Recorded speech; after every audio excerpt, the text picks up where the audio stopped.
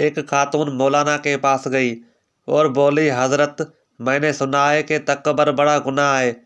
मैं जब भी आईना देखती हूँ मुझे अपनी खूबसूरती पर बड़ा तकबर आता है। मैं इस गुनाह से कैसे बचूं? मौलाना ने कहा, जिसे आप तकबर समझ रही हैं वो गलत फहमी है, और गलत फहमी कोई गुनाह नहीं है।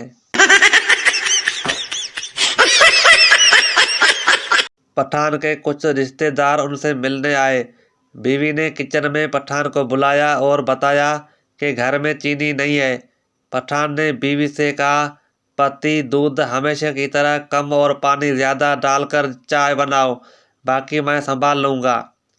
बीवी ने मेहमानों को चाय पेश की तो पठान ने कहा, इसमें से एक कप में चीनी नहीं है। वो जिसके हिस्से में आए, हम सब कल बीवी बच्चों के साथ उसके घर मेहमान होंगे। सब रिश्तेदारों ने इंतहाई खामोशी से चाय पी। एक ने तो ये भी कहा, मेरे कप में चीनी बहुत तेज है। Oh no! बीवी शराबी शोहर को ठीक करने के लिए काला लिबास पहनकर खड़ी हो गई। शोहर बोला, तुम कौन हो? बीवी ने कहा, मैं चुड़ैल हूँ।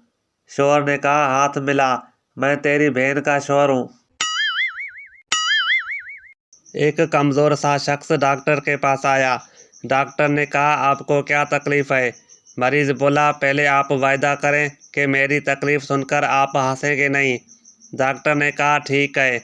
मरीज ने अपनी टांग दिखाई जो माचिस की तीली जितनी पतली थी। डॉक्टर को ये देख के हंसी आ गई। मरीज ने कहा, आपने ना हंसने का वायदा किया था। डॉक्टर बोला, अच्छा सॉरी, अब तकलीफ़ बताएं।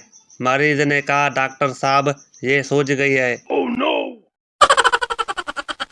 एक सरदार ने पठान से कहा, जब मैं नए सूट पहनकर सब्जी लेने जाऊं तो दुकानदार मुझे सब्जी महंगी देता है, मगर जब पुराने कपड़े पहनकर जाऊं तो सब्जी सस्ती मिल जाती है।